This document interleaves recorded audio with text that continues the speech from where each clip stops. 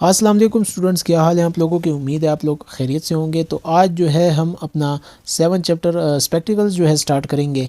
Start करते हैं introduction से कि हमारे पास जो स्पेक्टिकल्स है उनकी डिफिनेशन को अगर हम ब्रिटिश स्टैंडर्ड्स के मुताबिक देखें तो हमारे पास लेंसेज, फ्रेम और जिसकी साइड्स आपके पास जो है एयर्स तक एक्सटेंड कर रही हो उसको स्पेक्टिकल्स कहते हैं। आई ग्लासेस से हमारे पास काफ़ी डिफरेंट टर्म है कि उसमें हमारे पास लेंस होंगे, ठीक है, और फ्रेम भी होगा लेकिन उसकी साइड्स नहीं होती। पास में हमारे पास आई ग्लासेस यूज़ होते थे। जो मॉडर्न हमारे पास टर्म है स्पेक्टिकल्स, तो इन दोनों का डिफरेंशिएशन आपको पता होना चाहिए कि स्पेक्टिकल्स आपके पास जो जिनको हम ग्लासेस कह रहे होते हैं वो हमारे पास असल में स्पेक्टिकल्स होती हैं। काफ़ी हमारे पास कॉमन, चीप और इजी मेथड है आपके पास जो है रिफ्रैक्टिव एरर्स और प्रेसबायोपिया को करेक्ट करने के लिए। तो बहुत ही ज़रूरी है ऑप्थेल्मोलॉजिस्ट के लिए, ऑप्टोमेट्रिस्ट के लिए कि वो हमारे पास एक सही प्रिस्क्रिप्शन दे ताकि सही ऑर्डर्स जो हैं आपके पास जो है दिए जा सकें। ऑप्टिशियंस को सही तरीके से डिस्पेंस करना लेंस का बहुत ज़रूरी है। तो इस चैप्टर में हम इसी चीज़ों को देखने वाले हैं, ठीक है। स्पेक्टिकल फ्रेम से अगर हम स्टार्ट करें तो हमारे पास स्पेक्टिकल फ्रेम जो है 2 मेजर पार्ट्स में डिवाइड होगा। एक उसका फ्रंट है और एक उसका साइड होता है, ठीक है। ये आप लोगों को भी पता होगा। तो हमारे पास फ्रंट में हमारे पास रिम, ब्रिज, जॉइंट्स और लग्स होते हैं, ठीक है। ठीक है, तो हमारे पास रिम्स जो है कंप्लीट और इनकम्प्लीट दोनों हो सकते हैं, ठीक है। जिस तरह नायलॉन सुपरा जिसमें हमारे पास इनकम्प्लीट रिम्स आपको दिखाई देंगे। ये मैं आपको अगर एक फ्रेम दिखाना चाहूँ तो ये जो इसके अंदर जो ये लगा हुआ है ये आपके पास इसका जो है रिम्स हैं, ठीक है। ये फुल जो इसका ये जिसने इस लेंस को पकड़ा हुआ है, ठीक है। इसमें अक्सर आपने ऐसे लेंस देखे हों जिसमें एक वायर सी जो पास की होती है, ठीक है, वो आपके पास रिमलेस तो नहीं, उसे सेमी रिमलेस जो है कहते हैं, ठीक है। और कुछ हमारे पास रिमलेस होते हैं कि उनमें आपके पास यहाँ पे जो है एक स्क्रू लगा होता है, ठीक है। उसी के साथ ये हमारे पास ये टेम्पल जो है अटैच हुआ होता है। सेकेंड पार्ट हमारे पास इसका ब्रिज है। ब्रिज वो पार्ट है जो कि 2 रिम्स को आपस में कनेक्ट कर रहा होता है, ठीक है। ये इसका जो है ब्रिज है। कुछ जगह यहाँ पे क्या है उसके नोज पैड्स भी होते हैं ताकि आपके पास उस पर क्या रेस्ट कर सके। जिस तरह ये रेगुलर ब्रिज है, rest on nose with full surface in contact. Second आपके पास इंसर्ट ब्रिज है कि आपके पास ये जो नोज ब्रिज होगा, ये जो ब्रिज है ये आपके पास बैक साइड पे होगा, ठीक है। और सैडल ब्रिज, इन दोनों के कम्बिनेशन को कहते हैं। मेटल फ्रेम्स में आपके पास मेटल ब्रिजेस होती हैं जो कि आपस में कॉन्टैक्ट में नहीं होती बल्कि उनका जो वेट है वो आपके पास प्लास्टिक या रबर पैड्स पे रखा होता है। लग्स आपके पास कौन सा एरिया है, ये साइड्स पे होता है, ठीक है, जिसके साथ साइड पीसेस अटैच होते हैं। ये जो एरिया है आपके पास इसके तो लेग्स बहुत छोटे हैं। यहाँ पे जो एक्स्ट्रा एरिया यूँ निकला होता है, ठीक है, उस एरिया को लग्स कहते हैं। जिसका फेस ज़्यादा बड़ा है तो उसका लग्स भी हमें ज़्यादा रखना पड़ता है, ठीक है। सेकंड हमारे पास साइड पीसेस का जो पार्ट है ये हमारे पास एक प्रिंसिपल पार्ट है जो कि आपके पास स्पेक्टिकल्स से लेके एयर्स तक आपके पास एक्सटेंड होता है। प्लास्टिक फ्रेम्स में जो है आपके पास प्लास्टिक्स जो है उसको मेटल वायर से रीइंफोर्स किया होता है। यानी ये जो एरिया है इसमें तो सिंपल यहाँ पे ही मेटल है, ठीक है, लेकिन अगर ये प्लास्टिक का भी हो तो इसके अंदर हमारे पास मेटल वायर होती है। और ये हमारे पास एंड कवर पे यहाँ पे यूजुअली जो है एक प्लास्टिक या रबड़ कोटिंग की जाती है ताकि आपके पास जो है हेड को ये ज़्यादा क्या तकलीफ़ ना दे और आपके पास परफेक्टली क्या फिट हो जाए और ज़्यादा देर तक पहनने से ये हमारे पास ज़्यादा तंग ना करे। इस फ्रेम मेजरमेंट में हमारे पास टोटल लेंथ ऑफ साइड होती है, ठीक है। यहाँ से लेके मतलब यहाँ तक आपके पास जो है टोटल लेंथ जो होगी इसको क्या है हम देख रहे होते हैं, ठीक है, कि ये हमारे पास कितनी है। और लेंथ टू बेंड, यहाँ पे जो आपके पास ये जो लेंथ में बेंड दिख रहा है इसको जो मेजर करना होता है इसको लेंथ टू बेंड कहते हैं, ठीक है। लेंथ ऑफ ड्रॉप जो है आपके पास वो जो है क्राउन ऑफ एयर से थोड़ा सा पहले से लेके थोड़ा सा पीछे तक जो एरिया है उसको मेजर किया जा रहा होता है, ठीक है, ताकि जिसका अगर कान बड़ा है तो उस हिसाब से जो है उसकी फिटिंग की जाती है। डाउनवर्ड एंगल ऑफ ड्रॉप, ये जो आपको ये जो नीचे यहाँ से पोर्शन जो है डाउनवर्ड आपको दिख रहा है, ठीक है, ये जो एंगल है ये कितना एंगल दिया गया है इस चीज़ की मेजरमेंट का नाम है। और हेड विड्थ आपके पास के जो हॉरिजॉन्टल डिस्टेंस होता है एयर पॉइंट्स के बीच में, यानी ये आपके पास एक फ्रेम है, ठीक है। तो यहाँ पे आपका अगर लेट से एयर है तो यहाँ से लेके हॉरिजॉन्टल मेजरमेंट इस दूसरे एयर तक, ठीक है। तो ये आपके पास हेड विड्थ को हम इसके ज़रिए मेजर कर रहे होते हैं।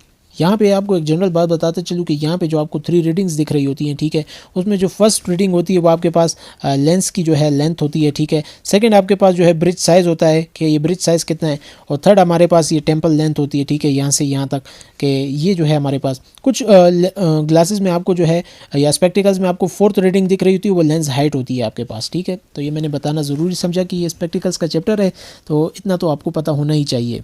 अब हमारे पास स्पेक्टिकल फ्रेम मटेरियल्स हैं तो कुछ आइडियल स्पेक्टिकल फ्रेम की हमारे पास क्वालिटीज़ होनी चाहिए, ठीक है, मेटल के हों या जिस चीज़ के भी हों, ठीक है, वो हमारे पास नॉन एलर्जिक हो, कोरोजन उसमें ना हो, ख़राब ना हो, हमारे पास नॉन इन्फ्लेमेबल, जले नहीं आपके पास, सस्ते होने चाहिए, ड्यूरेबल होने चाहिए, एडजस्टेबल होने चाहिए, ठीक है।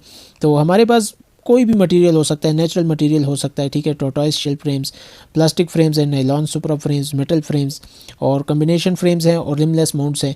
ज़्यादातर हमारे पास मेटल फ्रेम्स और प्लास्टिक के फ्रेम्स जो हैं काफ़ी ज़्यादा क्या मार्केट में देख रहे हैं। नियर एड के जो ग्लासेस होते हैं ज़्यादातर आपके पास प्लास्टिक में आते हैं, ठीक है, आपने देखे भी होंगे। तो इन सारों को क्या ऐसी जनरली देखेंगे, इनमें कोई समझने वाली बात नहीं है। टॉर्टॉइस शेल फ्रेम आपके पास एक टर्टल है, ठीक है, टर्टल कछुए को कहते हैं, कछुआ जो होता है उसके शेल से आपके पास ये बन रहा होता है, ठीक है। ये एक ख़ास किस्म भी लिखी हुई है, हॉग्स बिल टर्टल के जो है उसका जो कवर होता है उससे ही बनाया जाता है। वेस्ट इंडीज़ और ऐसी कंट्रीज़ में ये आपके पास पाया जाता है, ठीक है। इन फ्रेम्स की जो क्वालिटी थी वो डिपेंड करती थी आपके पास कलर पे कि कौन सा कलर का शेल है आपके पास, ठीक है। एम्बर से लेके रेड तक, डार्क रेड तक आपके पास अवेलेबल था, ठीक है। और ये 4 मिलीमीटर थिक जो है इसके ब्लैंक्स आते थे, जिससे फिर क्या है आपके पास दो शेल्स को जो है उसको स्टीम करके आप इसमें बना के एक जो है मज़ेदार सा फ्रेम तैयार कर लिया जाता था। ये पुराने ज़माने के तरीके हैं, ये ड्यूरेबल भी थे और अट्रैक्टिव लुक्स भी थे इनके, ठीक है। और इनकी जो है मोल्डिंग वगैरह भी आपके पास आसान थी और इजी टू वेयर थे। प्लास्टिक फ्रेम्स आपके पास जो है बहुत ज़्यादा अवेलेबल हैं, आजकल भी है, इनएक्सपेंसिव भी है और काफ़ी लाइट वेट होते हैं आपके पास, और ठीक है, और सस्ते भी हैं, इसलिए कि काफ़ी ज़्यादा यूज़फुल है। इनिशियली आपके पास ये जो डिराइव हुए होते थे ये कॉटन और पेट्रोलियम एक्सट्रैक्ट से होते थे, लेकिन ज़्यादातर अब जो न्यूअर मटेरियल्स है वो पॉलीमराइज्ड जो है हो जाते हैं लेबॉर्ट्री में, ठीक है। इनको 2 ग्रुप्स में डिवाइड किया, एक थर्मो सेटिंग के ज़रिए जो बनाया जाता है, थर्मो हार्डनिंग कहते हैं, एक हमारे पास थर्मोप्लास्टिक होता है जो कि थर्मो सॉफ्टनिंग के प्रोसेस के ज़रिए बनाया जाता है, ये आगे देखेंगे। थर्मोप्लास्टिक मटेरियल जो है उनको हीट भी किया जा सकता है और हमारे पास उसकी प्लास्टिसिटी जो है, उसकी जो फ्लेक्सिबिलिटी है वो भी क्या हमारे पास रिड्यूस नहीं होती। प्लास्टिक में हमारे पास कुछ कंपोनेंट्स हैं जिससे हमारे पास बना है सेलुलोज नाइट्रेट है, ये हमारे पास कॉटन लिंट से बना होता है, ठीक है। और वेरियस केमिकल प्रोसेस से इसकी शीट्स वगैरह तैयार की जाती है। हार्ड शेप और जो है अपनी शेप क्या मेंटेन रखता है, क्लाइमेट के लिए काफ़ी ज़्यादा अच्छा है। एक डिसएडवांटेज है कि इन्फ्लेमेबल है, ठीक है, इनको जल्दी जल्दी पढ़ते हैं, इसमें इतना कुछ नहीं है। सेलुलोज एसीटेट हमारे पास लेस इन्फ्लेमेबल है लेकिन इसकी स्टेबिलिटी भी लो है। इसी तरह जो है सेलुलोज नाइट्रेट फ्रेम से हमारे पास ज़रा कमज़ोर मटीरियल है, इंजेक्शन मोल्डिंग के ज़रिए तैयार होता है। ये सारी टेक्निक्स जो है हम आगे पढ़ेंगे। सेलुलोज प्रोपेनेट जो है हमारे पास इजीली क्या इंजेक्शन मोल्डिंग के ज़रिए यूज़ में लाया जा सकता है। पर्सपेक्स जो है आपके पास एक अच्छा मटेरियल है। सिंथेटिक एक्रेलिक रेजिन है PMMA में जो है पॉलीमेथाइल मेथाक्राइलेट, काफ़ी टाइम तक ये हमारे पास यूज़ होते रहे हैं। हाईली स्टेबल मटेरियल है, ठीक है, और ओरिजिनल शेप अपना जो है रिटेन रखता है, नॉन एलर्जिक भी है, लेकिन यह है कि इसको बेंड वगैरह करना जो है इजी नहीं होता हमारे पास। इपॉक्सी रेजिन्स जो है आपके पास थर्मोप्लास्टिक फ्रेम्स है, लाइट वेट भी हैं, स्टेबल भी हैं और वेपिंग भी इसमें हमारे पास नहीं होती। नायलॉन फ्रेम्स रेयरली यूज़ हो रहे हैं क्योंकि इसमें हमारे पास एलर्जी होने का भी ज़्यादा हमारे पास ख़तरा था और जो है आपके पास ब्रेकिंग के ज़्यादा चांसेस थे। मेटालिक फ्रेम्स जो हैं काफ़ी अट्रैक्टिव लुक आपको देंगे, ठीक है, और काफ़ी ज़्यादा स्टेबल तो होते ही हैं आपके पास, ठीक है। नॉन एलर्जिक भी हैं निकल के अलावा, एडजस्टेबल भी है, नॉन इन्फ्लेमेबल भी है, इनएक्सपेंसिव भी है और अट्रैक्टिव तो बहुत ही ज़्यादा है, ठीक है। मुझे खुद भी पर्सनली जो है मेटालिक फ्रेम्स बहुत ज़्यादा पसंद है, इसलिए सिल्वर भी यूज़ होता था लेकिन ये सॉफ्ट है इसलिए ये इतना यूज़ नहीं है। तो अब मेटालिक के जो हमारे पास है उसमें स्टेनलेस स्टील है, ठीक है, एलॉय होता है आपके पास आयरन और क्रोम का, इसकी फिर क्या है वो कम्बिनेशन वगैरह लिखी हुई है, ठीक है। लो टॉक्सिसिटी है, स्ट्रॉन्ग है, यही बातें, हाइपो एलर्जेनिक है, रेजिस्टेंट है हमारे पास कोरोजन का, हाईली स्टेबल भी है और ईजी टू मैन्युफैक्चर भी है। मोनल मेटल भी आपके पास वाइटिश प्लाइबल, गुड एडजस्टमेंट और कोरोजन से हमारे पास रेजिस्टेंस है और पॉलिश भी इजीली हो जाता है। हमारे पास निकल, कॉपर, आयरन और ट्रेसेस ऑफ अदर एलिमेंट से बना हुआ है। ये मटेरियल हमारे पास जो है मोस्ट वाइडली यूज होता है फ्रेम्स की मैन्युफैक्चरिंग में, ठीक है, क्योंकि इसमें हमारे पास बहुत सारे मटेरियल यूज़ हुए हैं जो कि सस्ते भी हैं और आपके पास काफ़ी ड्यूरेबल भी रहते हैं। थर्ड हमारे पास टाइटेनियम है जो कि एक्सट्रीमली लाइट वेट है और काफ़ी अट्रैक्टिव भी दिखता है और इसके साथ साथ इसे जंग भी नहीं लगता, लेकिन जो सबसे बड़ा मसला इसका ये है कि ये बहुत ज़्यादा महंगे होते हैं, कॉस्टली होते हैं, ठीक है, और ये जो है ऑर्डर पे ज़्यादातर क्या है। फोर्थ वन आपके पास फ्लेक्सॉन है, ये अब आपके पास एलॉय है, इसमें निकल भी है और सम अदर एलिमेंट्स भी हैं, ठीक है, टाइटेनियम के साथ। तो ये आपके पास जो है सस्ता भी होगा थोड़ा सा और क्वालिटीज़ आपके पास टाइटेनियम वाली प्रोवाइड कर रहा है। इसी तरह टिकल भी इसी तरह एलॉय है आपके पास टाइटेनियम का, कॉपर का, ठीक है, और क्रोम का।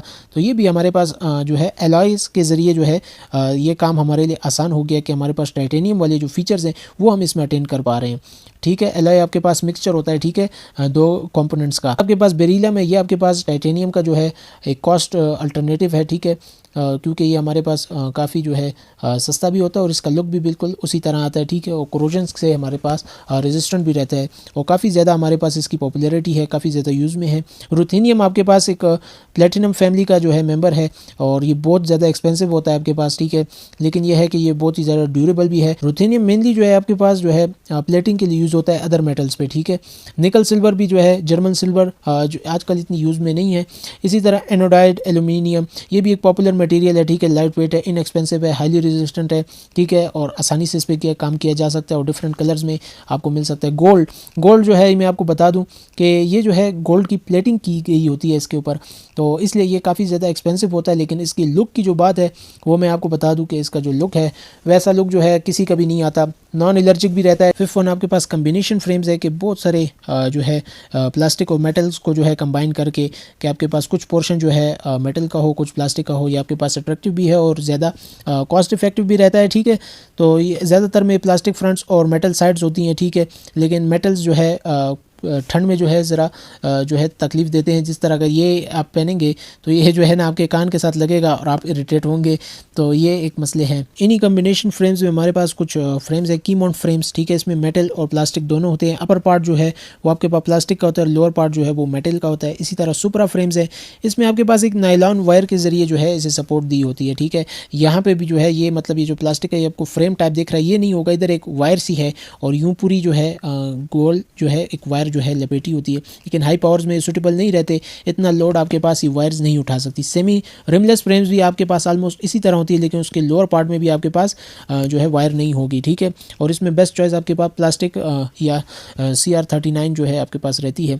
इस तरह जो फोर्थ वन है रिमलेस फ्रेम जो है आपके पास, जिसे 3 पीस फ्रेम्स कहते हैं, मैं समझता हूँ सबसे बेहतरीन और सबसे ज़्यादा आजकल जो है अट्रैक्टिव लुक के लिए जो है वो रिमलेस फ्रेम्स ही हैं, लेकिन काफ़ी ज़्यादा नाजुक हैं और काफ़ी ज़्यादा जो है आसानी से ये ब्रेकेबल हैं, ठीक है, और काफ़ी ज़्यादा कॉस्टली भी होते हैं बाकी फ्रेम्स के मुताबिक में, क्योंकि इसमें जो है यहाँ पे आपके पास सिंपल ये जो टेम्पल है इधर एक स्क्रू के ज़रिए इसी के अंदर एक स्क्रू दिया होता है और ये बीच के सारे पोर्शन ये जो है रिम्स वगैरह इसके नहीं होते। इसके बाद आपके पास कुछ डायमेंशंस है, ठीक है, स्पेक्टिकल फ्रेम की मेजरमेंट के लिए, ठीक है, तो ये हमारे पास काफ़ी ज़्यादा इंपॉर्टेंट रहते हैं। डेटम सिस्टम जो है 1930 में डिवेलप हुआ था।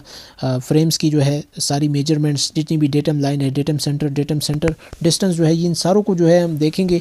ये आपके पास ऑप्थोमोलॉजिस्ट और ऑप्टोमेट्रिस्ट को पता होना चाहिए ताकि आपके पास जो है फिर बाद में प्रॉब्लम्स ना हो, ताकि आपके पास लेंस डिसेंटर्ड वगैरह ना हो।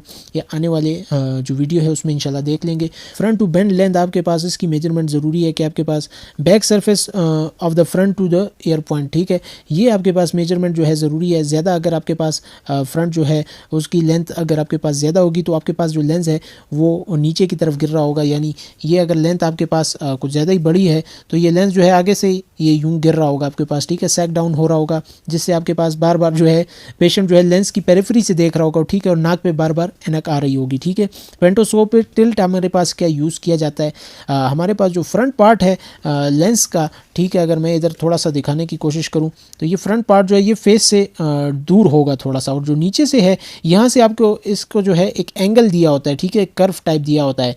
ये कर्व इसलिए दिया होता है ताकि 10 to 12 डिग्री का, ताकि आपके पास जो है लेंस जो है परफेक्टली फिट हो और आपके पास जो है एब्रेजन्स जो है वो आपके पास लेंस में ना आए, और इसके अलावा ये आपके पास कॉस्मेटिकली ज़्यादा अट्रैक्टिव दिखेगा बजाय उन लेंसेज के जो कि आपके पास बिल्कुल स्ट्रेट फिट हों। अच्छा, अब हमारे पास प्रैक्टिकल लेंसेज के जो है मटेरियल हैं, तो हमारे पास मटेरियल जो है लेंस का वो भी हमारे पास फ्रेम्स की तरह काफ़ी चीज़ों से बना होता है। पास्ट में हमारे पास सिर्फ ग्लास यूज़ होता था, आजकल हमारे पास इससे न्यूअर मटेरियल्स आ चुके हैं। जो आइडियल मटेरियल होना चाहिए आपके पास, उसमें हाई डिग्री होनी चाहिए ट्रांसपेरेंसी की, गुड इम्पैक्ट रेजिस्टेंस, ठीक है, मजबूत होना चाहिए, बबल्स उसमें ना हो, ठीक है, और इंक्लूजन्स वगैरह उसमें ना बने। इसके अलावा हाई इंडेक्स ऑफ रिफ्रैक्शन होना चाहिए, लो डिस्पर्शन जो है होना चाहिए, ड्यूरेबल होना चाहिए, और साथ में लाइट वेट हो ताकि हमारे पास क्या जो है ज़्यादा तंग ना करे। इसके अलावा मैन्युफैक्चरिंग उसकी इजी हो, स्क्रैच रेजिस्टेंस हो, और हमारे पास सस्ता भी हो, ठीक है। कॉमनली यूज मटेरियल्स जो है आपके पास ऑर्गेनिक मटेरियल्स, प्लास्टिक और मिनरल्स जो मटेरियल्स जैसे कि ग्लास वगैरह भी हैं। तो सबसे पहले हम ग्लास को देखते हैं क्योंकि हमारे पास फर्स्ट जो है वाइडली यूज़ होते थे। ग्लास हमारे पास आजकल भी बहुत ज़्यादा यूज़ हो रहे हैं, ठीक है, कि इसकी शाइनी लुक की वजह से अट्रैक्टिव दिखते हैं, ठीक है। मोस्टली क्राउन ग्लास जो है पहले यूज़ होते थे, 1.52 to 3 इसका रिफ्रैक्टिव इंडेक्स था, और कुछ फ्लिंट ग्लास भी जो है हायर रिफ्रैक्टिव इंडेक्स के 1.62 के वो भी आपके पास क्राउन ग्लास के साथ कंबाइन करके एक फ्यूज बाइफोकल्स जो है बना लिए जाते थे इसके। ठीक है। फ्लिंट ग्लास में आपके पास लेड सॉल्ट्स होते हैं जिसकी वजह से इसकी इम्पैक्ट रेजिस्टेंस हमारे पास कम थी, इसलिए जो है ये आजकल सिर्फ एक्सरे प्रोटेक्शन ग्लासेस में आपके पास यूज़ हो रही हैं। ग्लास लेंसेज के साथ हमारे पास कुछ प्रॉब्लम थे कि इसका लोअर रिफ्रैक्टिव इंडेक्स होने के साथ साथ हाई पावर्ड लेंसेज जो थे वो थिक भी थे और हैवी भी थे, जो कि आंखों पे और पूरे जो है सर पे क्या बोझ ला रहे थे। ठीक है, इसके अलावा जो है ये बहुत ही जल्दी टूट जाते थे, इनकी जो इम्पैक्ट रेजिस्टेंस है वो काफ़ी कम थी। इसकी इम्पैक्ट और स्क्रैच रेजिस्टेंस को बढ़ाने के लिए इनको एक प्रोसेस से गुजारा जाता है, हीट टेम्परिंग कहते हैं। ठीक है, इसमें पहले लेंस को हीट किया जाता है ताकि ये सॉफ्ट हो जाए, उसके बाद रैपिडली कूल किया जाता है। इसकी वजह से लेंस सरफेस पे आपके पास एक लेयर सी बन जाती है जिससे ये काफ़ी ज़्यादा मजबूत हो जाता है। केमिकल टेम्परिंग भी हमारे पास की जा सकती है। इसमें जो है लेंसेज को जो है पोटेशियम कंटेनिंग सोल्यूशन में डिप किया जाता है और जिससे क्या इसके मॉलिक्यूल जो हैं वो कंप्रेस हो जाते हैं। केमिकल टेम्परिंग आपके पास बेटर है लेकिन काफ़ी टाइम टेकिंग है हीट टेम्परिंग के मुकाबले में। हाई पावर जो लेंसेज थे वो आपके पास थिकर हैं, इसलिए इसमें एब्रेजन्स का जो प्रॉब्लम है लेंस पेरिफेरी में वो बहुत ज़्यादा रहता है और हमारे पास जितना थिकनेस जो है लेंस की वो जो है इन्वर्सली प्रोपोर्शनल है। ठीक है, रिफ्रैक्टिव इंडेक्स के साथ, यानी आपके पास थिकनेस बढ़ेगी तो रिफ्रैक्टिव इंडेक्स कम होगा और रिफ्रैक्टिव इंडेक्स अगर कम होगा तो ऐसे लेंस जो है हमारे पास जो है आइडियल से फिर हमारे पास डेविएट कर रहे होते हैं। ठीक है, इस प्रॉब्लम को हल करने के लिए इन्होंने टाइटेनियम सॉल्ट जो है वो ग्लास मिक्सचर में डालना शुरू किया, जिससे आपके पास जो उसकी थिकनेस है वो हमारे पास कम हो जाती थी, लेकिन फिर भी ये हैवियर थे और हमारे पास क्रोमेटिक एब्रेशन की जो प्रॉब्लम थी वो फिर भी रहती थी और इस वजह से इन्होंने लिखा हुआ है कि they never gain much popularity. लेकिन मैं आपको एक बात बता दूं कि ग्लास जो है वो आजकल भी बहुत सारे जो लोग हैं वो ज़्यादा पसंद करते हैं उसकी शाइन की वजह से। ठीक है, सेकंड हमारे पास अब प्लास्टिक है। प्लास्टिक ऑर्गेनिक मटेरियल्स होते हैं। ठीक है, तो ये हमारे पास थर्मोसेटिंग या थर्मो प्लास्टिक मटेरियल से बने होते हैं। तो थर्मोसेटिंग प्लास्टिक लेंसेज हमारे पास वो है कि जिनको पहले से ही क्या है कंपनी में जो है आपके पास सेटिंग वगैरह करके हीट वगैरह दे के आपके पास प्रिपेयर किया जाता है और ये हमारे पास एलाइल डाइग्लाइकोल कार्बोनेट से बनते हैं थर्मोसेटिंग। और इस मटेरियल में ज़्यादातर हमारे पास जो सबसे ज़्यादा है वो आपके पास CR39 है, कोलम्बिया रेजिन्स। ठीक है, यही आपके पास जो है असल थर्मोसेटिंग प्लास्टिक लेंस है और ये हमारे पास सबसे जो है प्राइमरी और जो सबसे बेसिक आपके पास कह लें कि प्लास्टिक मटेरियल था। ठीक है, सबसे पहले जो लेंस इजाद हुए हैं प्लास्टिक में वो यही थे। इसका 1.49 रिफ्रैक्टिव इंडेक्स था।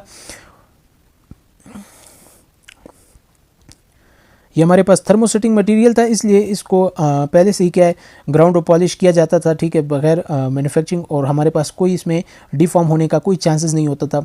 ये बात इसमें बता दूं कि ये लेंस आपके पास एक स्टैंडर्ड है। जितने भी लेंस हैं उनको कंपेयर करने के लिए आपके पास CR39 जो है वो एक स्टैंडर्ड है, लाइट वेट भी है, इम्पैक्ट रेजिस्टेंट भी अच्छी है और काफ़ी टेंट्स शेड्स वगैरह जो है इसको केमिकल्स के ज़रिए लगाए जा सकते हैं।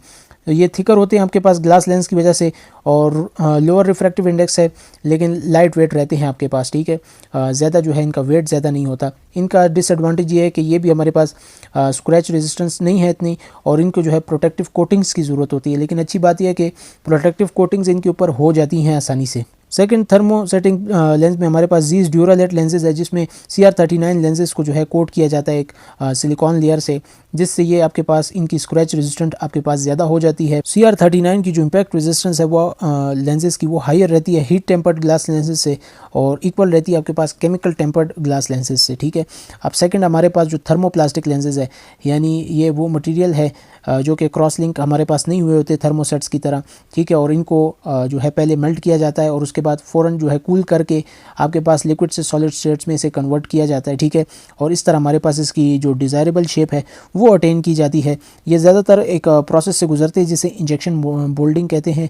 इधर बोल्डिंग लिखा है, इसे इंजेक्शन मोल्डिंग भी कहते हैं। ठीक है, इसमें होता ही है कि आपके पास पहले से लेंसेज के मोल्ड्स बने होते हैं, उसमें हमारे पास ये गर्म जो लिक्विड है ठीक है लेंस का ये डाला जाता है प्लास्टिक और फिर उसके बाद जो है उसको कूल करके क्या है डिज़ायर्ड शेप जो है वो अटेन की जाती है। ठीक है, और ख़ास प्रेशर जो है मेंटेन रखा जाता है इस सारे प्रोसेस के दौरान। लेंस हमारे पास कूल और हार्ड हो जाता है तो ये हमारे पास एक लेंस ब्लैंक देता है जो कि हमारे पास ज़्यादातर जो है ऑप्टिकल शॉप्स में इसी लेंस ब्लैंक के ज़रिए जो है फिर एक डिज़ायरेबल शेप में जो है इसे फ्रेम में फिट किया जाता है।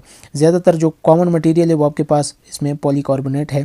ठीक है, आई गार्ड लेंसेज इसमें हमारे पास पहला वाला है कि PMMA से बना हुआ है, ठीक है, पॉलीमिथाइल मेथाएक्राइलेट, और एक्राइलिक रेजिन होता है, ठीक है। रिफ्रैक्टिव इंडेक्स इसका 1.49 है।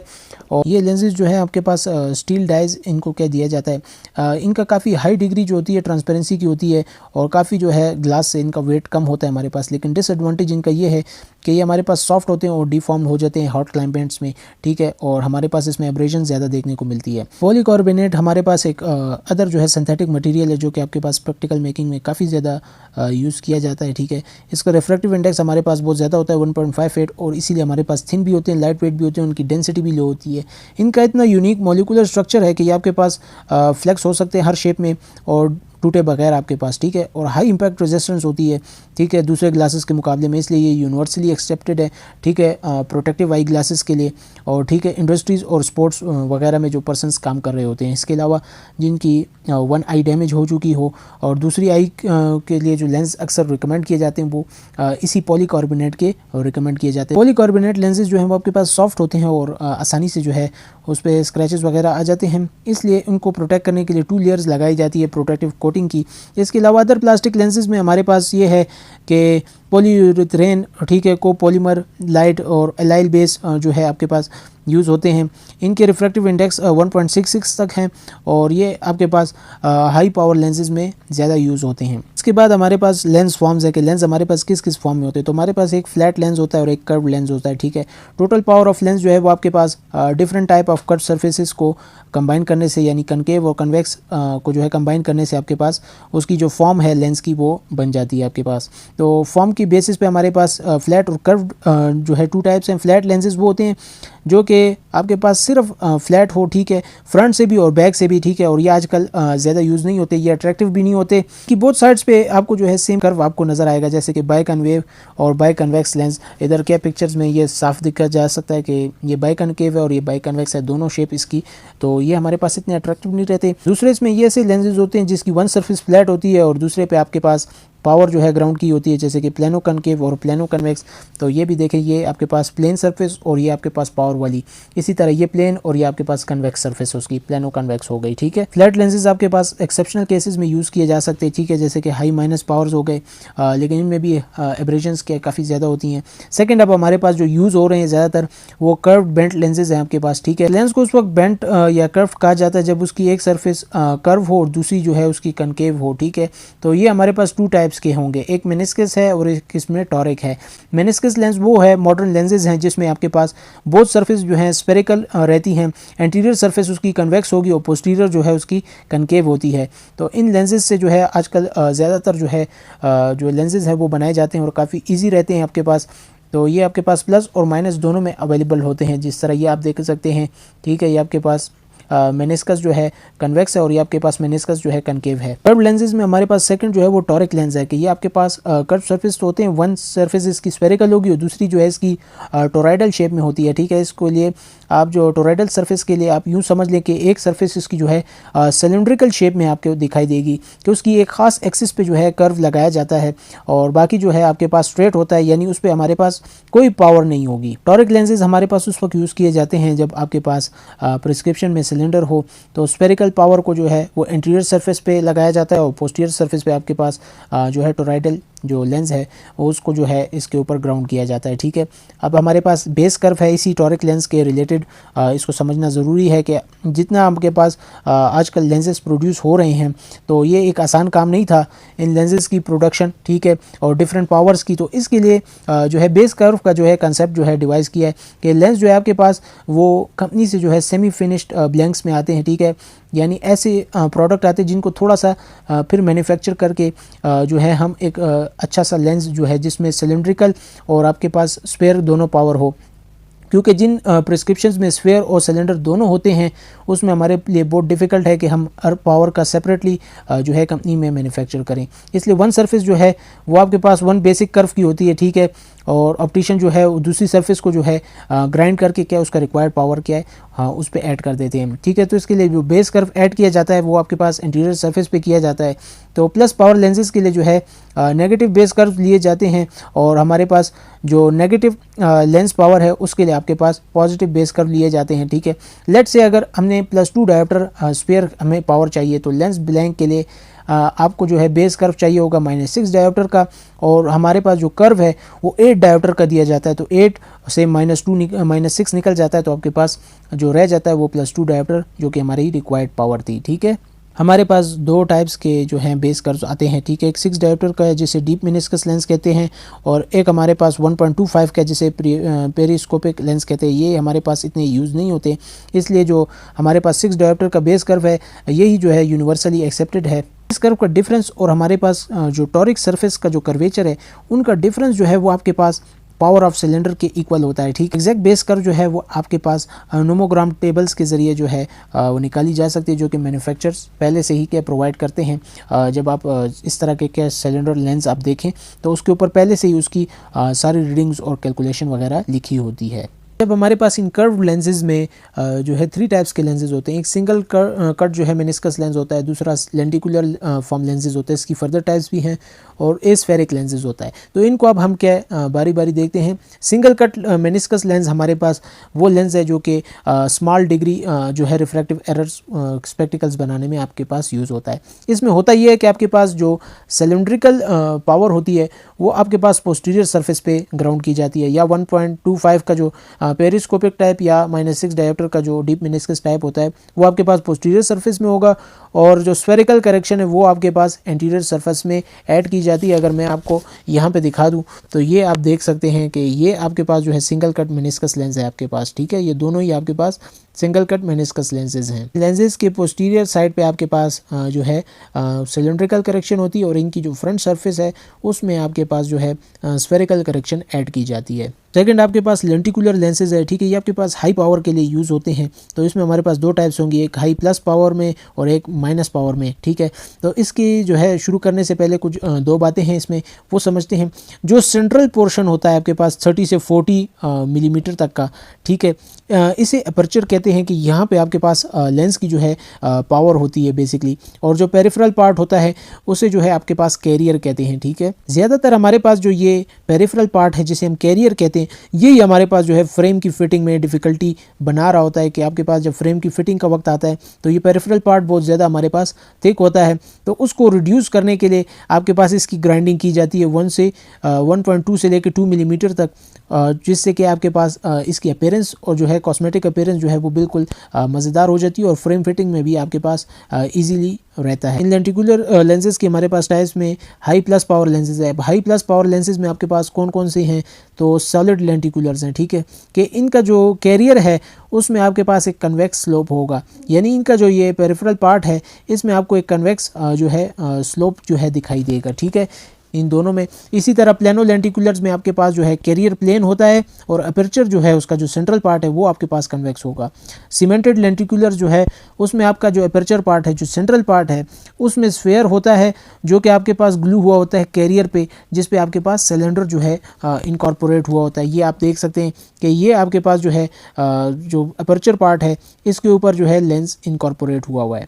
बट हमारे पास सीमेंटेड लेंटिकुलर्स है। ठीक है, नाम से पता लगता है सीमेंट से जो है ग्लू किया होता है। ठीक है, इसमें एक पार्ट को, तो कौन से पार्ट को, जो स्फेयर पार्ट है वो आपके पास ग्लू हुआ होता है। यहाँ पे अगर आप देखें तो ये जो पार्ट है आपके पास, ये आपके पास स्फेयर पार्ट है, और जो बकाया पार्ट है आपके पास वो आपके पास सिलेंड्रिकल पावर को रिप्रेजेंट कर रहा होता है। फोर्थ आपके पास प्रोफाइल लेंटिकुलर्स है। इसमें काम ये किया होता है कि जो अपर्चर एज है उसको सेम शेप दिया होता है पूरे लेंस की शेप के हिसाब से, ताकि आपके पास जो उसके एजेस वगैरह हैं वो बिल्कुल हमारे पास नज़र ना आए। इनकॉन्स्पिशियस का यही मतलब है कि आपको जो है गैर वाज़ेह, कि आपको जो उसमें डिफरेंस है, जो गैप आता है लेंसेज के बीच में, जिस तरह के ये देखा जा सकता है, ये गैप्स वगैरह उसमें आपको नहीं दिखेंगे। फिफ्थ नंबर आपके पास फ्यूज लेंटिकुलर्स हैं। इसमें आपके पास जो बैक साइड है वो आपके पास प्लस लेंस से एक हायर रिफ्रैक्टिव इंडेक्स के ग्लास के साथ आपके पास हीट के ज़रिए जो है अटैच किया होता है। यूजुअली 600 सेल्सियस पे जो है आपके पास ये इसके साथ ग्लू किया होता है, और जो फ्रंट इसका जो सरफेस है वो आपके पास जो है जितनी आपको पावर चाहिए होती है उस हिसाब से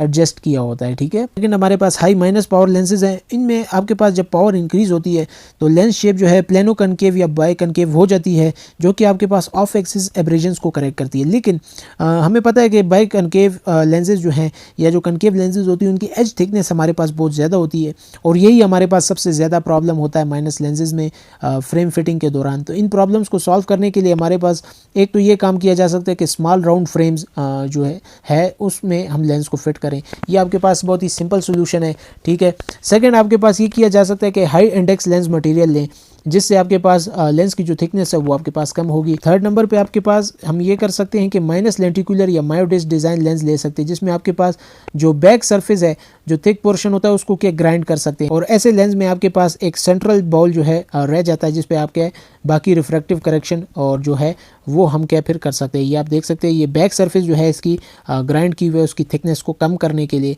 वरना आपके पास ये यहाँ से इतना क्या डबल होता, ठीक है। तो इसको जो है ग्राइंड करके आपके पास ये सरफेस जो है वर्क एरिया के लिए छोड़ दी जाती है, जिसपे फिर ऑप्टिशियंस जो है फर्दर जो है पावर्स जो है इस पे करेक्ट करते हैं। फोर्थ नंबर हमारे पास ब्लेंडेड माइनस लेंटिकुलर है या ब्लेंडेड मायोडिस्क लेंसेज हैं। ये उसी तरह के लेंसेज हैं। इसमें किया क्या हुआ है कि यहाँ पे जो आपको एजेस दिख रहे थे ये आपके पास काफ़ी शार्प थे, जो कि हमारे पास काफ़ी बुरे लग रहे थे, ठीक है। यहाँ पे इन्होंने इसी एजेस को जो है आपके पास स्मूथ किया हुआ है, और इस प्रोसेस को जो है मायो थिनिंग कहते हैं कि आपके पास ये जो एजेस हैं ये जो है इनके स्मूथ आउट हो चुके हैं, और कॉस्मेटिकली काफ़ी हमारे पास इसकी गुड अपीयरेंस आती है। इन लेंटिकुलर लेंसेज का बेनिफिट बताया हुआ है कि ये आपके पास जो स्पेक्टिकल्स है उसका वेट जो है रिड्यूस करते हैं, और इसके अलावा जो हाई पावर लेंसेज में एब्रेजन्स के चांसेस हैं वो आपके पास जो है इन लेंटिकुलर लेंसेज की वजह से कम हो जाते हैं। थर्ड नंबर पे हमारे पास स्फेरिक लेंसेज हैं। नाम से पता चल रहा है कि इनकी शेप जो है आपके पास ये जो है स्फेरिकल से थोड़ी सी डेविएट हुई होती है, ठीक है। तो ये हमारे पास सिमेट्रिकल सर्फेसेज ही होते हैं, लेकिन इनका जो सरफेस पावर है वो हमारे पास वेरी कर रहा होता है, ठीक है, सेंटर से लेके एज की तरफ रेडियल फैशन में। अगर मैं आपको यहाँ पे थोड़ा सा दिखाने की कोशिश करूँ कि ये आपके पास जो है लेट से एक एस्फेरिक सरफेस है, ठीक है। तो सेंटर से लेके जो है पेरिफेरल तक आपके पास इस तरह रेडियल फैशन में जो है इसकी पावर जो है आपके पास वेरी कर रही होगी। तो ये आपके पास एस्फेरिक जो लेंसेज हैं इनमें आपको क्या देखने को मिलेगा। इसका फ़ायदा आपके पास ये होगा कि ये आपके पास सरफेस एस्टिग्मेटिज्म प्रोड्यूस करेगा, जो कि आपके पास ऑब्लिक एस्टिग्मेटिज्म को करेक्ट करने के लिए काफ़ी ज़्यादा बेस्ट रहता है, ठीक है। और इन ये जो लेंसेज हैं आपके पास इनको फ्लैट और थिनर भी क्या बनाया जा सकता है, जिससे आपके पास मैटिक अपीयरेंस भी अच्छी होगी, और साथ में ऑप्टिकल परफॉर्मेंस भी इनकी मेंटेन रहती है। ओरिजिनल जो एस्फेरिक डिज़ाइन है इनकी शेप आपके पास कोनिकॉइड है। ये आपके पास कोन शेप से निकला है कि इनकी जो है बेसिक जो है ये कोन शेप से है। फिर जो है इनकी एक्सिस ऑफ सिमेट्री को जो है एडजस्ट करके आपके पास एक 3 डायमेंशनल सरफेस जो है अटेन की जाती है। कोई भी आपके पास कॉनिक सरफेस में से हो सकता है, ठीक है। सर्कल हो सकता है, प्रोलेट हो सकता है, प्रोलेट इलिप्स हो सकता है, ओब्लेट इलिप्स और हाइपरबोला और पैराबोला शेप्स आपके पास हो सकती हैं। जैसे पहले भी बताया कि आपके पास स्फेरिक लेंसेज एस्फेरिक लेंसेज जो हैं वो काफ़ी फ्लैट और अच्छी अपीयरेंस आपको देते हैं, और आपके पास ऑफ एक्सिस एब्रेजन्स को मिनिमाइज करते हैं। लेकिन आपके पास फ्लैटनिंग से लेंस की फ्लैटनिंग से जो है एस्टिग्मेटिक पावर एरर्स आ सकते हैं, इसलिए उनको करेक्ट करने के लिए आपके पास पेरिफेरल कर्वेचर में कुछ ऐसी चेंजेस करनी पड़ेंगी जिससे ये इफेक्ट जो है न्यूट्रलाइज हो सके। उसके लिए हम क्या करते हैं, लेट से एक प्लस लेंस है, उसका जो एस्फेरिसिटी है फ्रंट सरफेस की उसको जो है हम फ्लैट करते हैं जैसी जैसी हम क्या सेंटर से जो है पेरिफेरी की तरफ आते हैं, ठीक है, ताकि हमारे पास इफेक्टिव गेन हमारे पास रिड्यूस हो ऑब्लिक पावर के और एस्टिग्मेटिक एरर के। इसी तरह जो हमारे पास प्लस लेंस का बैक सरफेस होगा उसको जो है हम थोड़ा बहुत स्टीप करेंगे, ठीक है, जिस तरह वो पेरिफेरी की तरफ जाएगा, ताकि आपके पास जो है उसकी ये एस्टिग्मेटिक एरर्स वगैरह जो है ये इसमें कम हो जाए। और इसी तरह माइनस लेंस में इसके बिल्कुल उल्टा है कि आपके पास जो बैक सरफेस होगी उसको जो है हम आहिस्ता आहिस्ता स्टीप करेंगे पेरिफेरी की तरफ आते हुए, और जो उसकी फ्रंट सरफेस होगी हम आहिस्ता आहिस्ता फ्लैट करेंगे। एस्फेरिक लेंसेज जो है हमारे पास जो प्लस नंबर के एफेक्ट लेंसेज होते हैं, ठीक है, जो कि काफ़ी हाई पावर के लेंसेज होते हैं, उसको भी क्या है हमारे पास बनाने में हेल्प करते हैं, ताकि आपके पास जो है लेंस थोड़ा थिन भी रहे और हमारे पास अपीयरेंस उसकी अच्छी रहे, और एब्रेजन्स वगैरह भी इसमें कम होते हैं, और पेरिफेरल विजन भी आपके पास इसमें गुड आती है। तो हमारे पास 3 टाइप्स ऑफ एस्फेरिक लेंसेज हैं, तीनों के तीनों CR39 प्लास्टिक से बनते हैं, ठीक है। तो एस्फेरिक लेंटिकुलर लेंस डिज़ाइन होता है, और एस्फेरिक ब्लेंडेड लेंटिकुलर डिज़ाइन, और हमारे पास full field of lens design available है, ठीक है। जो एस्फेरिक लेंटिकुलर डिज़ाइन है इसमें आपके पास जो है लेंस थिकनेस को डिक्रीज किया जाता है, ठीक है। तो एस्फेरिक लेंटिकुलर लेंस डिजाइन है, इसमें आपके पास लेंस की थिकनेस को जो है इतना रिड्यूस किया जाता है जितना हमारे पास यूजेबल लेंस हो उस हिसाब से, ठीक है। एस्फेरिक हमारे पास ब्लेंडेड लेंटिकुलर डिजाइन है, इसमें आपके पास जो एस्फेरिक लेंटिकुलर लेंस है उसकी तरह ही हमारे पास होता है और इसके बीच में हमारे पास एक स्मूथ ट्रांजिशन दी जाती है, ठीक है, कैरियर और ऑप्टिकल पार्ट या जो अपर्चर पार्ट है उसके बीच में, ठीक है। और हमारे पास जो फुल फील्ड लेंस डिजाइन है ये आपके पास एस्फेरिक फ्रंट सरफेस होता है और इसका हमारे पास कोई कैरियर आपको नहीं दिखेगा, ठीक है। यहाँ पे आप पेरिफेरल पोर्शन देख सकते हैं, इसका कोई कैरियर जो है पेरिफेरल पार्ट आपको इसका नहीं दिखेगा। हमारे पास जो हाई प्लस लेंसेज हैं, ठीक है, जो एफेकिक लेंसेज हैं उसमें जो मॉडरेट पावर के एस्फेरिक होते हैं उसमें हम बेस कर्व को काफ़ी फ्लैट रखते हैं।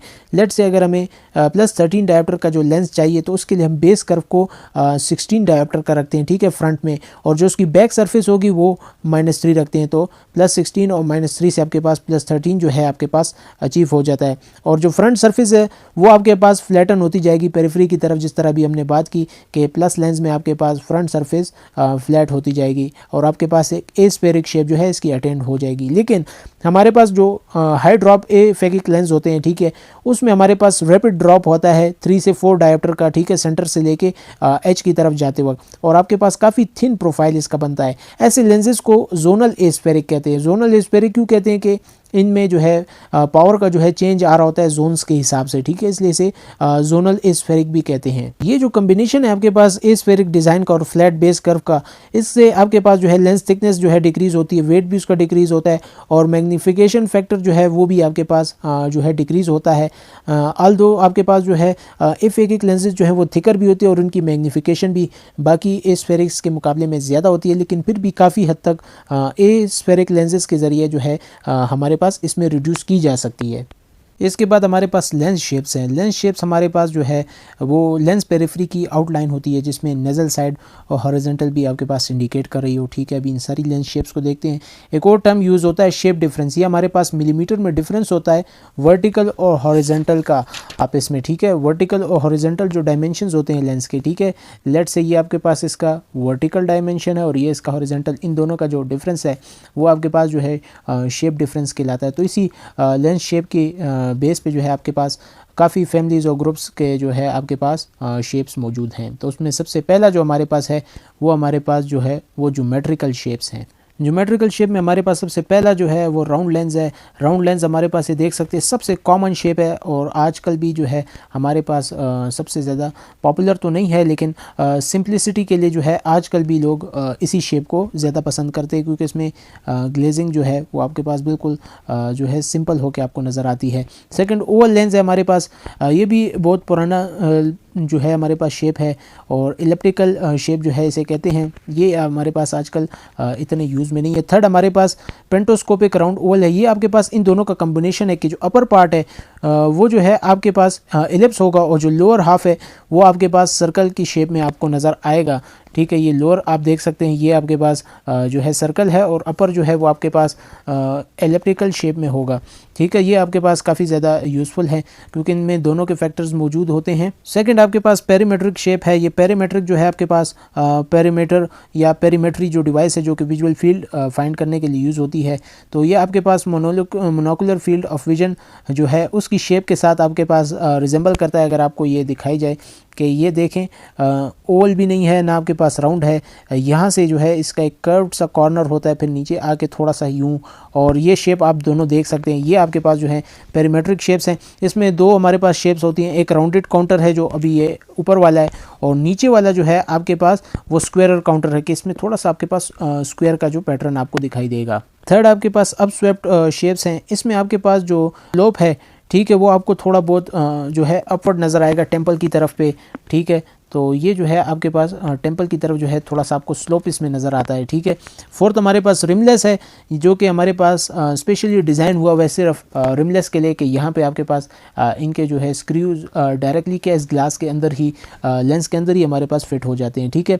और fifth one half I shapes हैं जो कि हमारे पास नियर विजन के लिए जो है यूज़फुल रहता है ताकि नीचे के जो पोर्शन होता है आई का उसमें नियर विजन लगा दिया जाए और ऊपर वाले से जो है डिस्टेंस विजन को एंजॉय करें जिनकी नॉर्मल विजन होती है, ठीक है। और अगर नॉर्मल विजन नहीं है तो अपर पार्ट में जो है फिर एक और लेंस लगा के उसके साथ डिस्टेंस विजन को भी करेक्ट किया जाता है। इसके बाद आपके पास लेंस पावर है, ठीक है। तो हमारे पास इसमें कुछ टर्म्स है, उनको समझते हैं कि वर्टेक्स पावर और डिस्टेंस। तो फ्रंट एंड बैक वर्टेक्स हमारे पास क्या है, स्पेक्टिकल्स के हमारे पास टू सरफेस होते हैं कर्व, ठीक है, एक फ्रंट और एक बैक। जहाँ पे ये दोनों आपस में ऑप्टिकल एक्सिस के साथ इंटरसेक्ट कर रही हों उसे फ्रंट एंड बैक वर्टेक्स कहते हैं। इसको समझने के लिए क्या थोड़ा सा हमें डायग्राम का सहारा लेना पड़ेगा। लेट से ये हमारे पास एक आई है, ठीक है। तो हम इस आई के सेंटर में जो लाइन ड्रा करते हैं ये आपके पास ऑप्टिकल एक्सिस है। अब इस कॉर्निया के इन फ्रंट आपके पास जो है ग्लास का शीशा होता है और हमने बात की इसकी टू सर्फेसेस होंगी। तो ये फ्रंट इसका वर्टेक्स हो गया और ये इसका बैक वर्टेक्स हो गया, जो कि आपके पास ऑप्टिकल एक्सिस के जो है कॉन्साइड कर रहा है, ठीक है। होप सो ये समझ आ गई होगी आपको बात। सेकंड टर्म इसमें हमारे पास जो है वो वर्टेक्स फोकल लेंथ है। इसको समझने के लिए भी इसी डायग्राम का सहारा लेते हैं कि हमारे पास लेट से अगर हम पैरेलल लाइट को फॉल कराते हैं, ठीक है, प्लस लेंस पे, तो ये हमारे पास एक पॉइंट पे क्या है लाइट रेस को फोकस करेंगी, ठीक है। तो ये जो आपके पास फोकस करेंगी प्लस लेंस के लिए ये बिहाइंड पॉइंट है, ठीक है। और अगर हम माइनस लेंस ले लें, ठीक है, तो उसके लिए आपके पास जो है इन फ्रंट पॉइंट होगा, ठीक है। तो ये इन फ्रंट पॉइंट हो गया, लेट से ये रेटिना है। तो यहाँ से लेके यहाँ तक का जो डिस्टेंस है ये आपके पास जो है वर्टेक्स जो है फोकल लेंथ होगी, ठीक है। और ये इसी तरह आपके पास इसके बैक पार्ट से और इसका जो है आपके पास फ्रंट पार्ट से जो ये लेंथ होगी इसको जो है वर्टेक्स फोकल लेंथ कहते हैं, ठीक है। इस वर्टेक्स फोकल लेंथ का जो है आपके पास आगे बहुत बड़ा फंक्शन आने वाला है और हमें पता चलेगा कि क्यों हमारे पास जो प्रेस बायोप्स या जिनकी हाइपरओप करेक्शन है वो अपनी एनक को क्यों जो है नाक के ऊपर ले आते हैं, ठीक है। उसमें आपके पास वर्टेक्स फोकल लेंथ का काफ़ी ज़्यादा अहम किरदार आने वाला है। नेक्स्ट टर्म हमारे पास जो है वो वर्टेक्स पावर है, ठीक है। हमारे पास एक यूनिवर्सली एक्सेप्टेड टर्म है, ठीक है, लेंस की नोटेशन के लिए, उसकी पावर के लिए, तो उसे वर्टेक्स पावर कहते हैं। ये हमारे पास रेसिप्रोकल होता है, ठीक है, वर्टेक्स फोकल लेंथ का, यानी जो अभी ये फोकल लेंथ का मैंने आपको बताया उसका आपके पास रेसिप्रोकल होगा तो आपके पास वर्टेक्स पावर कैलकुलेट हो जाती है। टू टाइप्स की वर्टेक्स पावर है, जिस तरह टू टाइप्स की फोकल लेंथ थी। तो हमारे पास फ्रंट वर्टेक्स पावर है, ये इतनी ज़्यादा यूज़ नहीं है, खाली बाईफोकल्स में हमारे पास ज़्यादा यूज़ होती है, जहाँ पे आपके पास नियर एडिशन जो है वो आपके पास लेंस की जो है इन फ्रंट अटैच हुआ होता है। लेट से ये आपके पास बाईफोकल लेंस है, ठीक है। तो ये जो बाईफोकल होता है, ठीक है, इसकी फ्रंट सरफेस पे आपके पास जो है यूजुअली एक नियर एड का जो है वो ग्लास लगा होता है, इसलिए इसको भी फिर क्या कैलकुलेट करना ज़रूरी हो जाता है। वरना जो नॉर्मल लेंस है उसमें आपके पास जो है जो इम्पोर्टेंट है वो आपके पास ये बैक वर्टेक्स पावर जो है यही इंपॉर्टेंट आपके पास रहती है। सेकंड आपके पास बैक वर्टेक्स पावर है, ठीक है। ये हमारे पास कन्वीनियंस के लिए हम जितनी भी पावर वगैरह पुट करते हैं वो उसकी बैक वर्टेक्स पे करते हैं स्पेक्टिकल्स की, ताकि हमारे पास ईज़ रहे, ठीक है, और हमारे पास जो कॉर्निया और लेंस का जो प्लेन है वो हमारे पास मेंटेन रहे। एक मज़े की और इम्पॉर्टेंट बात इसमें यह है कि आपके पास जो बैक वर्टेक्स पावर का कोई भी दूसरा लेंस हो आपके पास, ठीक है, कोई भी दूसरी शेप का हो, वो भी आपके पास रिफ्रैक्टिव एरर को उसी तरह करेक्ट करेगा। शर्त यह है कि लेंस आपके पास सेम वर्टेक्स डिस्टेंस पे पड़ा हो, ठीक है। तो ये हमारे पास इसका एक इम्पॉर्टेंट यूज़ है कि बैक वर्टेक्स पावर अगर आपके पास नोन हो तो उसी का जो है आप किसी भी शेप का लेंस उठा ले with same back vertex power, तो वो आपके पास जो है उसी रिफ्रैक्टिव एरर को करेक्ट कर सकता है, ठीक है। हमारे पास ये लेंस मीटर से मेजर होती है। लेंस मीटर अभी आगे चैप्टर्स में आने वाला भी है, ठीक है। उसके ऊपर जिस तरह हम स्पेक्टिकल्स की जो पोजीशन है अगर इस तरह रखते हैं कि उसके जो ये जो फुट्स हैं, ठीक है, वो आपके पास एक्सटेंड हुए हों आउटवर्ड की तरफ, ठीक है। ये आपके पास अगर एक स्पेक्टिकल है तो अगर हम इसको इस तरफ रखते हैं कि हमारे पास जो लेंस मीटर की जो पोजीशन है वो इस तरफ हो, तो आपके पास ऑटोमेटिकली बैक वर्टेक्स पावर जो है डिनोट हो रहा होता है। ओनली बाईफोकल के केसेस में जो है आपके पास जो है लेंस को बिल्कुल के उल्टा करके रखना होता है ताकि हम जो है उसकी फ्रंट वर्टेक्स पावर कैलकुलेट कर सके, ठीक है। नॉर्मली ये टेम्पल्स जो हैं ये आपके पास लेंसोमीटर साइड पे आ रहे हों तो आप बैक वर्टेक्स पावर को लेंस मीटर के ज़रिए कैलकुलेट कर रहे होते हैं। एक और इम्पॉर्टेंट टर्म आपके पास जो है वो वर्टेक्स डिस्टेंस है, ठीक है। इस वर्टेक्स डिस्टेंस को एक बार समझ लें कि अभी हमने बात की कि यहाँ से जो आपके पास यहाँ तक का जो डिस्टेंस था ये तो आपके पास वर्टेक्स फोकल लेंथ थी, ठीक है। लेकिन हमारे पास जो यहाँ से इस वर्टेक्स से लेके आपके पास ये कॉर्निया के प्लेन तक, कॉर्निया के फ्रंट प्लेन तक जो डिस्टेंस है ये आपके पास जो है वर्टेक्स डिस्टेंस है और इसका बहुत ही ज़्यादा अहम रोल है। अभी इसको समझते हैं, ठीक है, डिटेल से। बुक में जो था उसी को क्या मैं समझाने की कोशिश करता हूं कि हमारे पास ये एक प्लस लेंस है, ठीक है, और ये आपके पास कॉर्निया है, ठीक है। तो प्लस लेंस में आपके पास याद रहे कि जितना आपके पास ये अगर आई के क्लोज होता जाएगा, लेट्स से अगर ये इस पोजीशन में आ रहा है, लेंस को अगर हम क्या है आई के ज़्यादा क्लोज रखते हैं, ऐसी कंडीशन में इस प्लस लेंस की पावर को आपको इंक्रीज़ करना होगा ताकि आपको जो है चीज़ें सही नज़र आ सकें, ठीक है। और यही चीज़ जो है कॉन्टैक्ट लेंसेज में फिर इसका ज़्यादा इस्तेमाल है, क्योंकि ये देखें, ये अगर एक स्पेक्टिकल लेंस है तो ये कॉर्निया से हमारे पास थोड़ा सा दूर पड़ा हुआ है। कॉन्टैक्ट लेंस तो हमारे पास सीधा इसी के कॉर्निया के बिल्कुल ऊपर पड़ा होता है, ठीक है। तो ऐसी कंडीशन में इसकी पावर इंक्रीज़ होगी। ठीक, अगर माइनस लेंस की मैं बात करूं तो माइनस लेंस में उल्टा हिसाब है, जितना आई के क्लोज आएगा उतनी आपको जो है पावर को जो है कम करना होगा, क्योंकि हमारे पास ये एक मिनीफाइंग लेंस होता है। तो अगर ये हमारे पास आई के क्लोज पड़ा हुआ है तो फिर आपकी पावर जो है वो मिनिमाइज़ होगी, उसको क्या हमें डिक्रीज़ करना होगा। और सेम जो है कॉन्टैक्ट लेंस के लिए भी केस होगा कि अगर माइनस का कॉन्टैक्ट लेंस हमने कॉर्निया के ऊपर रख दिया है तो फिर उसकी पावर को हमें डिक्रीज़ करना होगा। वर्टेक्स डिस्टेंस हमारे पास 5 डायोप्टर पावर तक जो है इतना जो है इसमें एरर नहीं आता, लेकिन जब 5 डायोप्टर से आपके पास ज़्यादा हो जाए तो फिर वर्टेक्स जो है डिस्टेंस का ख्याल रखना ज़रूरी हो जाता है। और उसके हिसाब से इफ़ेक्टिविटी जो है, जो चेंज इन इफ़ेक्टिविटी है या जो चेंज इन लेंस पावर है उसको कैलकुलेट करना ज़रूरी हो जाता है। इसके लिए एक फार्मूला भी है, effectivity change is equal to D multiply by D square, जहाँ पे डी हमारे पास जो है वो चेंज इन वर्टेक्स डिस्टेंस है, ठीक है, मीटर्स में। और हमारे पास जो डी है, कैपिटल डी है, वो आपके पास लेंस पावर होगी डायोप्टर में। यहाँ पे एक चार्ट भी गिवन है कि ठीक है 3 डायोप्टर के लिए आपके पास 0.04 जो है इफेक्टिविटी चेंज है। ये जो इफेक्टिव पावर चेंजेस है वो आपके पास हायर पावर के जो लेंसेज है उसमें ज़्यादा होता है। लेट्स से अगर हमारे पास 10 का लेंस है तो उसमें देखो 0.50 का सिग्निफिकेंट फ़र्क आ रहा है, ठीक है, जिसको फिर क्या करेक्ट करना हमारे लिए ज़रूरी हो जाता है, ठीक है। तो कॉन्टैक्ट लेंसेज में भी इसका ख्याल रखना है, ठीक है। फार्मूला है हमारे पास वर्टेक्स करेक्शन के लिए FC इक्वल टू F जो है F divided by 1 minus XF, जहाँ पे FC आपके पास जो है पावर है, power corrected for vertex distance है, और F आपके पास ओरिजिनल लेंस पावर होगी, ठीक है। और X जो है हमारे पास चेंज होगा वर्टेक्स डिस्टेंस में, जो मीटर्स में हमने चेंज किया है कि जितना चेंज होगा वो हमने मीटर्स में ले लेना है। ओरिजिनल पावर ऑलरेडी हमें नोन होती है, और जितना हमने जो है वर्टेक्स को क्या है डिस्टेंस को वो करीब किया या दूर किया है उस हिसाब से फिर हम इसको कैलकुलेट करते हैं, ताकि पेशेंट जो है हमारे पास सही नंबर की ग्लासेस पहन सके। कुछ पेशेंट्स की आदत होती है नाक पे ऐनक पहनने की, तो उनको इस हिसाब से फिर क्या ऐनक लिख के दी जाती है, स्पेक्टिकल्स लिख के दी जाती हैं। और कुछ लोग जो है बिल्कुल आंख के साथ चिपका के रखते हैं ऐनक को, तो उनके लिए फिर क्या है ऐसी केसेस में उनकी पावर कैलकुलेट करना हमारे लिए काफ़ी ज़्यादा ज़रूरी हो जाता है।